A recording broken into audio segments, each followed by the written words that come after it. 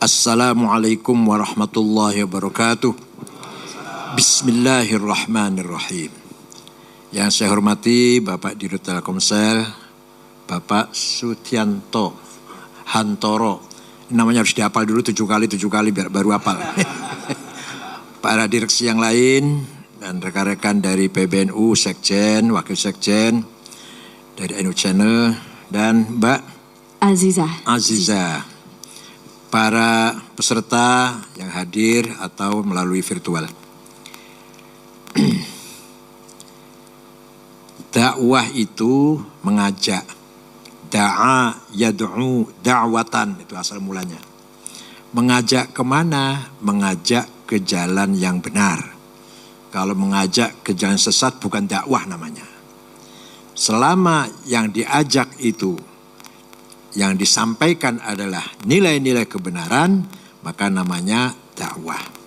Nah, agama Islam dinud dakwah, dinur risalah, agama misyir, agama dakwah. Maka sering sekali bentrok dengan sesama agama dakwah, yaitu Kristen.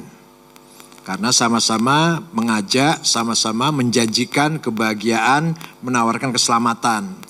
Beda dengan agama Hindu, Buddha, Konghucu, bukan agama dakwah, Yahudi, eksklusif hanya khusus untuk keturunan Bani Israel. Nah, di sini Islam dan Kristen sering bersinggungan, sama-sama agama misyir, agama risalah. Nah, cara dakwah sudah digariskan dalam Islam, dalam Al-Quran tegas sekali.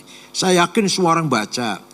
Ud'u ila sabili rabbika bil hikmati wal mau'izatil hasanati wajadilhum billati hasan. Ajaklah manusia ke jalan Allah, jalan yang benar, bil hikmah, dengan bijak, dengan wisdom, dengan kearifan, jauh dari caci maki, jauh dari mengumpat-ngumpat, apalagi intimidasi, teror, memaksa. Itu Quran tegas sekali itu. Suatu ketika ada sahabat namanya Al-Hasin Al-Khazraji. Anaknya tidak mau masuk Islam. Dirayu, dikandani, diajak, dilobi, enggak mau. Akhirnya si ayah ini habis kesabarannya. Saya bunuh kamu. Begitu ada seorang ayah menteror anaknya, turun ayat Al-Quran, La ikraha fiddin. Tidak boleh ada kekerasan, ada teror, ada intimidasi, ada ancam-mengancam dalam hal agama. Oleh karena itu, Nabi Muhammad, kalau kita baca sejarah, tapi silakan baca sejarah kalau mau lengkap kitab Al-Kamil, karangan Ibnul Athir, itu sejarah Islam lengkap 13 jilid. Bahasanya Arab, kalau bisa baca silahkan. Ya kalau hanya baca ringkasan sejarah yang pelajaran Salawiyah ya nggak cukup pasti. Nah, sejarah Nabi Muhammad tidak pernah beliau sekalipun tidak pernah menteror, menakut-nakutin, tidak pernah. Orang lain tidak pernah. Bahkan Al-Quran sendiri mengatakan, walau syaa rabbuka la ja'al la amana man fil ardi jami'a. Walau syaa rabbuka la amana man fil ardi jami'a afa anta tukrihun nasa hatta yakunu mu'minin. Seandainya Allah mau menghendaki, niscaya manusia di muka bumi ini Islam semua. Tapi Allah enggak menghendaki. Afa anta tukrihun nas, apakah Muhammad akan memaksa manusia hatta yakunu mu'minin, agar manusia semua beriman dengan Islam? Tidak boleh Muhammad. Itu Quran itu. Ya, seandainya Tuhan menghendaki, niscaya di muka bumi ini Islam saja yang ada. Itu Tuhan tidak menghendaki. Biarkan agama ini beragam, biarkan budaya beragam dan semua pun beragam. Merupakan sunnatullah, desain Allah. Itu bil hikmah namanya. Tidak mungkin dakwah yang diberikan oleh yang diajarkan oleh Islam itu bertentangan dengan hikmah. Itu bukan dakwah namanya. Bahkan ada lagi ayat mengatakan kezaliman yang paling puncak, paling pol. Kezaliman paling pol adalah kekerasan dengan mengatasnamakan agama. Wa man adlamu mimman iftara 'ala Allahil kadhiba wa huwa yud'a ilal Islam. Jadi kalau berantem gitu soal rebutan warisan, rebutan kedudukan, it's okay lah. Walaupun itu jelek kita masih mending. Yang paling zalim azlam yang paling zalim. Tidak ada yang lebih dari itu adalah kekerasan, kerusakan atau merusak dengan mengatasnamakan yud'a ilal Islam, mengatasnamakan Islam. Itu yang paling jahat. Siap. Lalu model dakwah yang seperti apa yang relevan di Indonesia? Nah, sejarah dakwah Rasulullah dan Wali Songo sudah ada contohnya. Kiai. Nah, Wali Songo sendiri harus kita tiru bagaimana mengislamkan masyarakat Jawa yang waktu itu Hindu dan Buddha tanpa kekerasan. Hanya 50 tahun loh. Hanya tahun 1450 sampai tahun 1500 selesai sudah. Sudah Islam sudah berdiri di Jawa ini. Pertama kali seorang ulama datang ke sini namanya Syekh Ahmad Subakir. Itu dari Persia. Karena orang pedagang Persia kalau datang ke Jawa 50 mati 20. Berangkat 100 mati 30. Maka raja sana perintah ulama Ahmad Subakir. Ada apa sih di Jawa tuh, coba lihat kok. Orang kita, orang Persia kalau ke sana pulangnya pasti banyak yang mati. Setelah Syekh Subakir datang kemari ternyata banyak dedemitnya. Percaya nggak kira-kira? Percaya nggak Pak Aziza? Banyak dedemitnya, banyak setannya, banyak makhluk jahat. Maka oleh Syekh Ahmad Subakir, makhluk-makhluk halus itu dirantai, dibuang ke Laut Selatan. Ada dua makhluk yang makhluk halus, yang tidak nakal, tidak mau ganggu Islam, tapi nggak mau masuk Islam, tapi nggak ganggu Islam. Namanya Sang Yang Semar dan Sang Yang Togok. Ini barangkali orang Telkomsel baru dengar cerita begini. Padahal orang Jawa asli padahal. Nah, itu Syekh Subakir. Nah, beliau wafat di Wajo. Kemudian di Wajo ya, Sulawesi Selatan. Kedua datang lagi Syekh Wasil namanya. Nama aslinya Nisabur An-Nisaburi. Syahri Asidin An-Nisaburi. Datang kemari berkenalan dengan Ratu Sima. Ratu yang terkenal adil dari kerajaan Kalingga. Di mana? Di Jepara. Beliau membawa kitab namanya kitab Al-Asrar. Rahasia.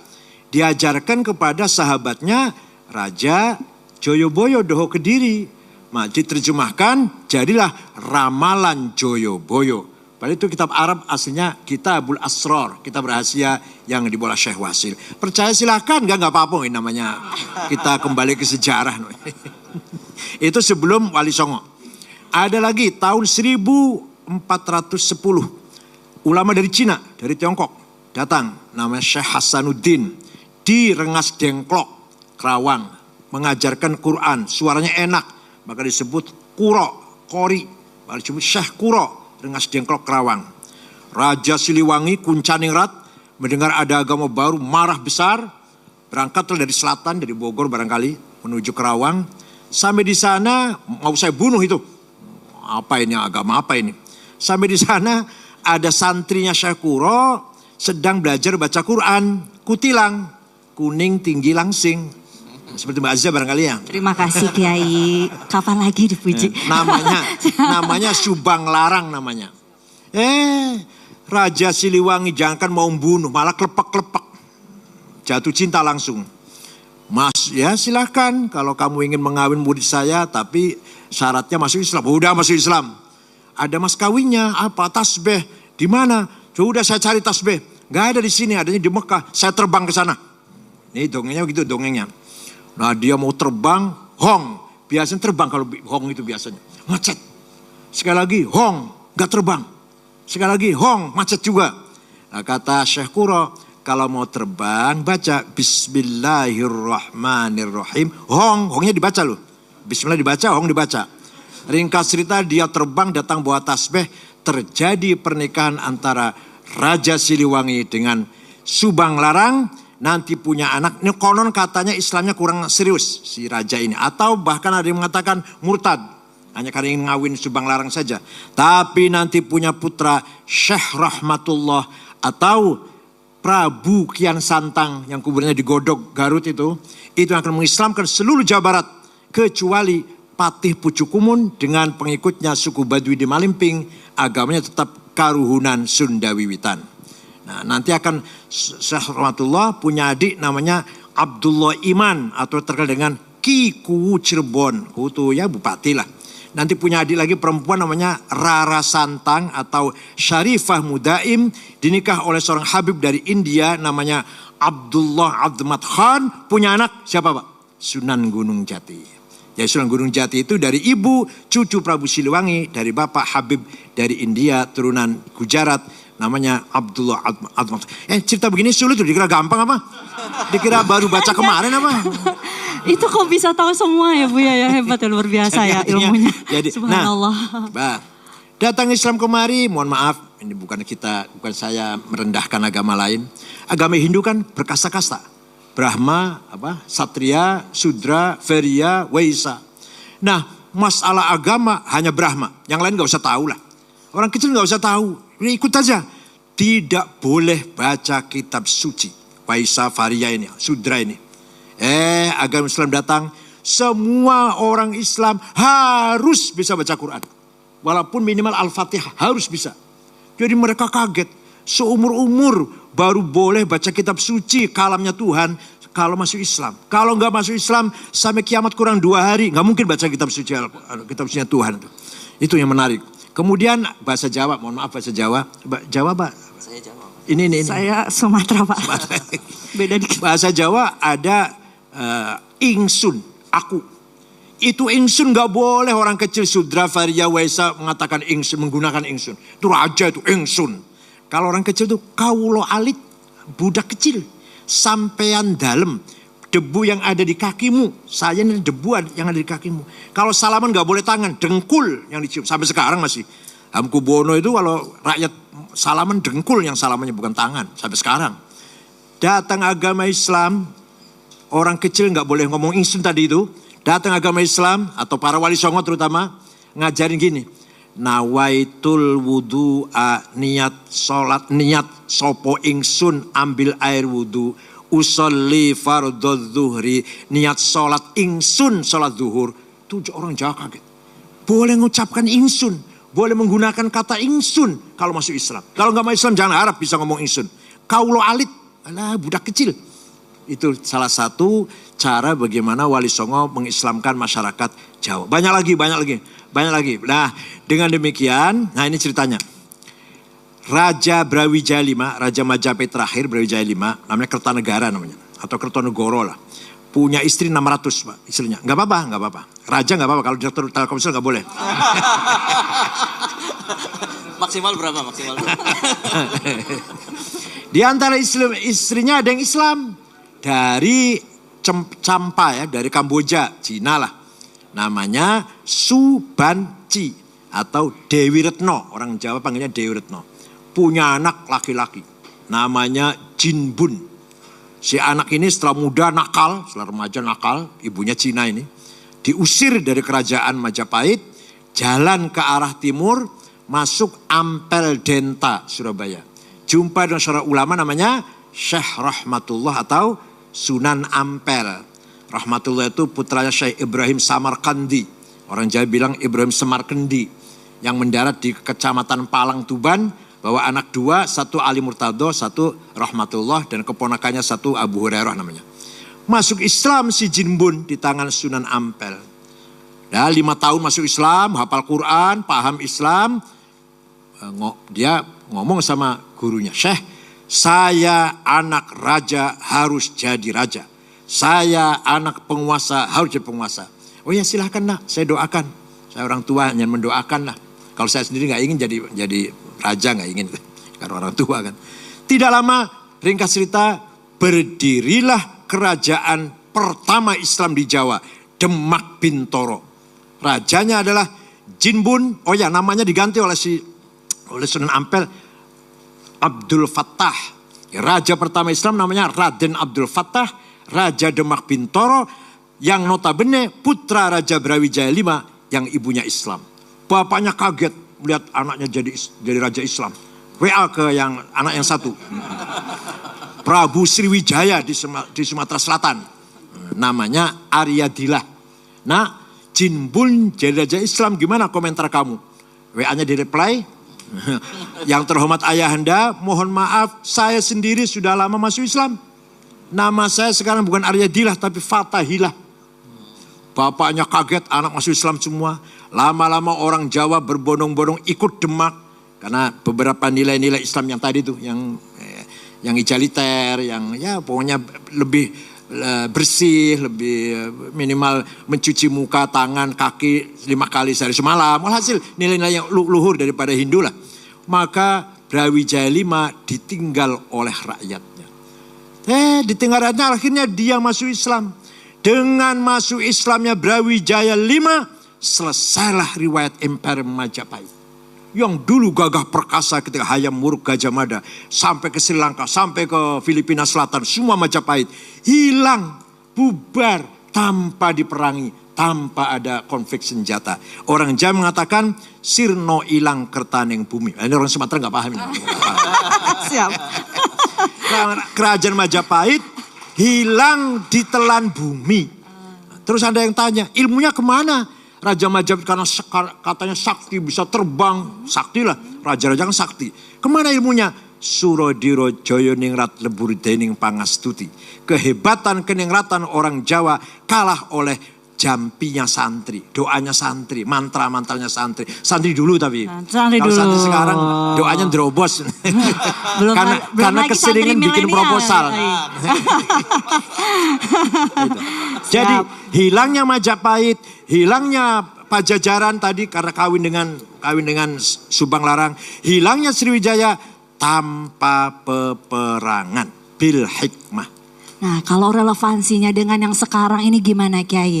Ada banyak sekali ceramah dan konten Islami terkait hoax, konten yang isinya mencaci, membenci. Pasti orang itu tidak paham Islam. Pasti, saya jamin. Walaupun kalau paham Islam gak akan keras. Mohon maaf Kiai, mereka juga pakai dalil, mereka juga pakai hadis ya Kiai. Pasti salah paham. Oh seperti itu. Contoh, ayat mengatakan, walladzina hajaru wa khuriju min diyarihim wa udhu fi sabili wa qatalu wa qutilu kaffiran anhum sayyi'atihim wa adkhilanhum jannatin tajri min anhar. Barang siapa keluar dari rumah dan jihad, membunuh atau terbunuh, langsung surga. Betul, ayatnya ada itu, saya tahu, hafal saya. Tapi lihat dong konteksnya turun ayat itu ketika lagi perang Ahzab, perang multi pasukan atau multi apa namanya? Ahzab, multinasional ya. Madinah diserbu 10.000 pasukan. Seluruh suku Arab dikoordinasi oleh Abu Sufyan dari Mekah. Nyerang Madinah. Sampai Nabi bikin parit untuk pertahanan. Beberapa kudanya musuh yang besar-besar bisa loncat parit. Beberapa sahabat ketakutan. Masuk ke rumah sembunyi. Turun ayat itu. Keluar dari rumah, jangan takut. Kamu membunuh, kamu mati, surga balasannya. Jadi ketika ayat itu turun, kita harus tahu apa konteksnya. Lagi perang, masa sekarang lagi amannya bom? Ya kadang gini Kiai, mereka gak keluar rumah tapi bisa upload, bisa nulis di konten-konten. Nah nanti kita tanya tuh ke Mas Anto, lanjut Kiai. Jadi memahami ayat Quran tidak gampang. Gini ya, ayat Quran itu tidak gampang. Ada berbagai macam ayat tipenya. Ada ayat muhkamah, baku, gak bisa ditafsiri lah. Qul wallahu ahad, Allah satu, gak bisa ditafsir. Ada ayat mutasyabih, masih remeng-remeng, masih perlu ditafsir. Senggolan dengan istri itu batal apa tidak, itu berbagai pendapat ulama. Ada ayat mutlaqah, absolut, ati'ullah wa ati'ur rasul, taat kepada Allah, taat kepada Rasulullah. Ada yang muqayyad, tidak absolut. Wa ulil amri minkum, taat kepada pemerintah dengan syarat kalau pemerintahnya baik. Kalau enggak baik ya jangan ditaatin. Padahal satu rentetan tuh. Ati'ullah wa ati'ur rasul amri minkum. Tapi yang dua tadi absolut, mutlak, yang ini muqayyad namanya. Ada ayat umum, am, aqimus sholat, sholat 5 waktu, itu umum itu, siapapun, kapanpun, dimanapun wajib sholat. Ada yang khas, yang khusus. Tadi ayat jihad tadi, ayat jihad ini khusus namanya, ketika lagi perang. Kemudian ada ayat hakiki, realistis, ada majazi, metafor. Allah punya tangan, Allah punya mata, Allah punya muka, Allah duduk di aras. Itu majaz, metafor, harus ditakwil. Ada ayat nasikhah, mendelit, ada ayat mansukhah yang didelit. Gak gampang, itu minimal 3 tahun belajar itu. Gak mungkin kalau pesan kilat 1 minggu terus hanya pelihara jenggot panjang terus bisa nafsir, gak mungkin. Dan nah kalau ini Kiai, ulama zaman sekarang ini dan zaman dulu itu apa bedanya? Apalagi zaman dulu dalam bentuk negara itu kan peran ulama tuh besar sekali. kalau dibandingkan dengan sekarang?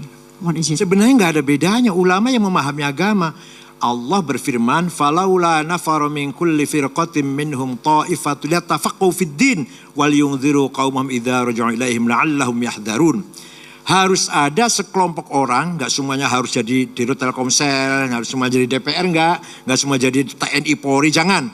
Harus ada satu ya sekelompok orang yang khusus yatafaqahu fid din, mendalami, memahami agama. Maka nanti orang itu disebut faqih atau fuqaha, kalau orang banyak jamaknya fuqaha, faqih, ulama lah. Kalau kitanya kiai di sini lah. Harus ada itu, harus ada. Nah, fuqaha ini nggak gampang, menjadi faqih ini nggak gampang. Betul-betul memahami tafsir, betul-betul memahami hadis. Hadis ada berapa macam, mutawatir, masyhur, aziz, ahad. Belum dari sisi riwayatnya, sahih, hasan, dhaif. Dhaifnya ada maqtu, munqati, muallal, mursal. Ya Allah, gak sembarangan. Belum nanti masalah ijma, qauli, sukuti, qiyas ada 9. Aulawi, burhani, mantiki, jadali, syiari, khitabi, ikna'i. Gak gampang menjadi fuqaha, itu gak gampang. Jadi betul-betul atau minimal kalau sekarang ya pesantren 5 tahun lah baru lumayan. Itu baru lumayan tuh. Berarti berapa banyak yang instan? Nah ya itulah. Baru namanya faqih. Kata-kata ulama di Quran hanya tidak untuk, sebenarnya kata ulama di Quran tidak untuk ahli agama. Malah ahli sains ya. Inna masyaallah min ibadul ulama itu ayat itu datangnya setelah menceritakan turunnya air dari langit, tumbuh-tumbuhan, menjadikan tumbuh-tumbuhan berkembang, bermacam-macamnya binatang, bermacam-macamnya gunung. Kemudian innama yakhsyallaha min ibadul ulama, orang yang paham dengan alam semesta ini. Jadi ulama di Quran bukan ahli agama sebenarnya di Quran. Yang di Quran dimaksud ahli agama itu yatafaqahu fid din. Tafaqquh, yang paham agama. Baik, lalu bagaimana ulama dan NU merespon tantangan dakwah digital saat ini yang semakin kompleks ya? Sebenarnya kita paham ya, kita tahu persis kebutuhan tantangan sekarang. Hanya kita masih mengejar ketinggalan, ya maklumlah kita dari basic pesantren tradisional kalau NU itu. Kenapa?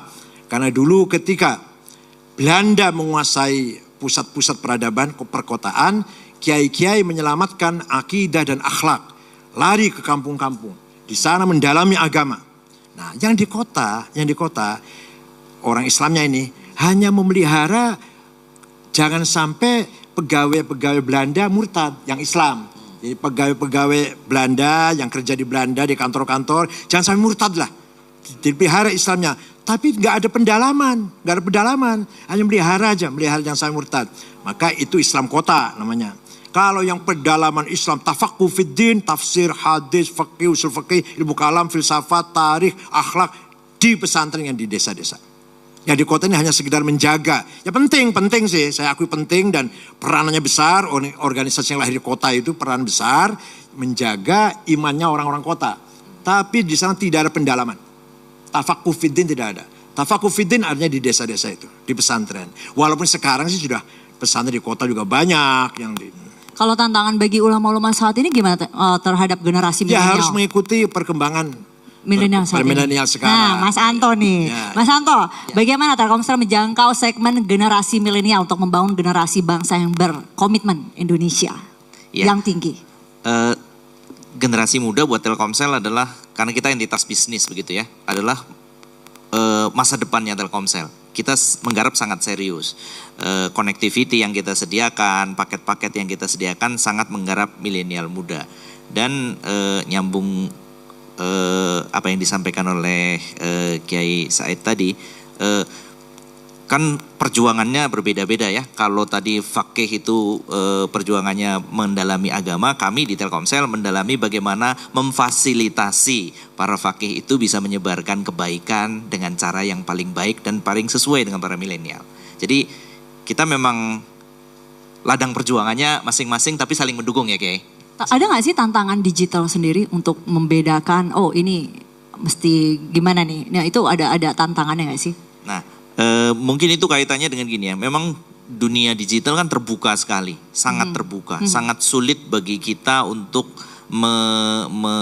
membatasi konten yang tadi dibilang oleh Mbak, ada negatif, ada positif. Tapi Telkomsel selalu berusaha, kita selalu berusaha terbuka kepada semua ajakan kebaikan.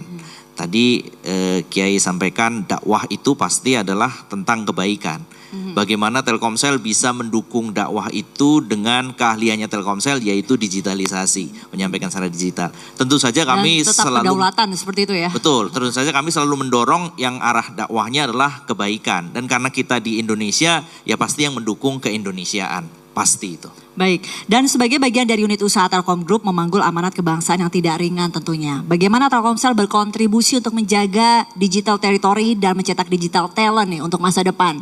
Pastikan Telkomsel ini mempunyai peranan yang besar nih untuk memvital generasi-generasi kita. Ya.